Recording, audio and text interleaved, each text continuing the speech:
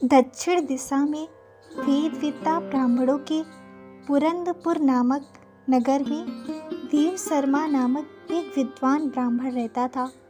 वह अतिथियों की सेवा करने वाला, स्वाध्यायशील, वेद शास्त्रों का विशेषज्ञ, यज्ञों का अनुष्ठान करने वाला था।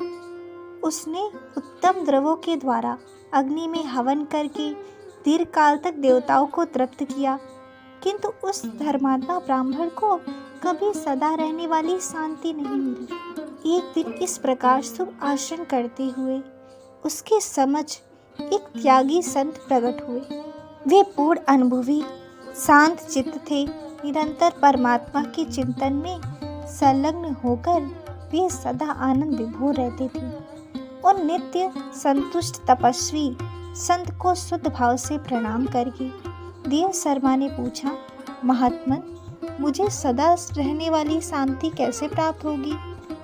तब उन आत्मज्ञानी संत ने कहा, ब्राह्मण, सौपुर ग्राम का निवासी मित्रवान जो बकरियों का चरवाहा है, वही तुम्हें उपदेश देगा।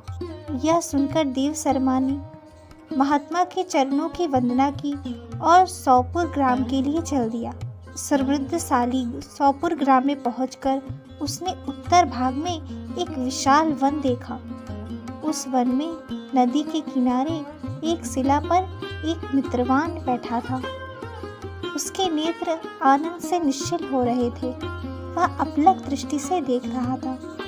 वह स्थान आपस का स्वाभाविक वैर छोड़कर एकत्रित हुए परस्पर विरोधी जंतुओं से घिरा था, जहाँ उद्यान में मंद मंद वायु चल रही थी। मृगों के झुंड शांत भाव से बैठे थे और मित्रवान दया से भरी हुई आनंद विभोर दृष्टि से उसी पर मानो अमृत छिड़क रहा था। इस रूप में उसे देखकर देव शर्मा का मन प्रसन्न हो गया। वे उत्सुक होकर बड़ी विनय के साथ मित्रवान के पास गए। मित्रवान ने भी अपने मस्तक को झुकाकर देव शर्मा का सत्कार किया। तदंतर विद्वान ब्राह्मण देव शर्मा अनन्य चित्त से मित्रवान के पास गया और जब उसके ध्यान का समय समाप्त हो गया, तब देव शर्मा ने पूछा, महाभाग, मैं आत्मा का ज्ञान प्राप्त करना चाहता हूँ। मेरे इस मनोरथ को पूर्ण करने के लिए मुझे किसी उपाय का उपदेश दीजिए, जिसके द्वारा परम सिद्धि की प्राप्ति हो सके। देव शर्मा की बात सुनकर एक क्षण तक कुछ विचार करने के बाद मित्रवान ने कहा, महानुभाव, एक समय की बात है। मैं वन के भीतर बकरियों की रक्षा कर रहा था। इतने में ही एक भयंकर बाघ पर मेरी दृष्टि पड़ी, जो मानो सबको खा लेना चाहता था। मैं मृत्यु से डरता था, इसीलिए बाघ को आते देख बकरियों के झुंड को आगे करके वहां से भाग चला। तो एक बकरी तुरंत ही सारा भय छोड़कर नदी के किनारे उस बाघ के पास चली गई। फिर तो बाघ ने भी द्वेष छोड़कर चुपचाप खड़ा हो गया। बाघ को इस अवस्था में देखकर बकरी बोली, तुम इतनी देर से खड़े क्यों हो? तुम्हारे मन में मुझे खाने का विचार क्यों नहीं हो रहा है? बाघ बोला, बकरी, इस स्थान पर आते ही मेरे मन में द्वेष का भाव निकल गया। भूख प्यास भी मिट गई, इसलिए पास आने पर भी अब मैं तुम्हें खाना नहीं चाहता। तब बकरी बोली, जाने मैं कैसे निर्भय हो गई। यदि तुम जानते हो तो बताओ इसका क्या कारण है। बाघ ने कहा, मैं भी नहीं जानता। वही तो सामने उस वृक्ष पर बैठे बंदर से पूछते हैं। ऐसा निश्चय करके वे दोनों वहां से चल दिए। उन दोनों के स्वभाव में यह विचित्र परिवर्तन देखकर मैं बड़ा विस्मय में पड़ गया। इतने में उन्होंने उस बंदर से प्रश्न किया। उनके पूछने पर वानरराज ने कहा, श्रीमान सुनो, इस विषय में मैं तुम्हें प्राचीन कथा सुनाता हूँ। यह सामने वन के भीतर जो बहुत बड़ा मंदिर है, उसकी ओर देखो। इसमें ब्रह्मा जी का स्थापित किया हुआ एक शिवलिंग है। पूर्व काल में सुकर्मा नाम का एक बुद्धिमान ब्राह्मण रहता था, जो तपस्या में संलग्न होकर इस मंदिर में उपासना करते थे। वे वन में से फूलों का संग्रह लाते, नदी से जल पूजनीय भगवान शंकर को स्नान कराकर उन्हीं से उनकी पूजा किया करते थे। इस प्रकार आराधना का कार्य करते हुए सुकर्मा यहाँ निवास करते थे। बहुत समय के बाद उनके समीप किसी अतिथि महात्मा का आगमन हुआ।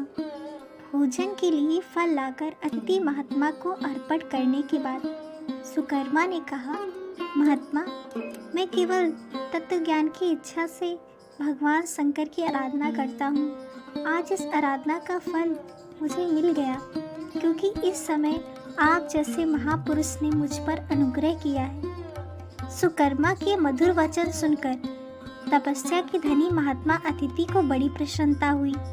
उन्होंने एक शिलाखंड पर गीता का दूसरा अध्याय लिख दिया और सुकर्मा को उसका पाठ और अभ्यास करने की आज्ञा देते हुए महात्मा ने कहा, ब्राह्मण, इससे तुम्हारा आत्मज्ञान संबंधी मनोरथ अपने आप सफल हो जाएगा।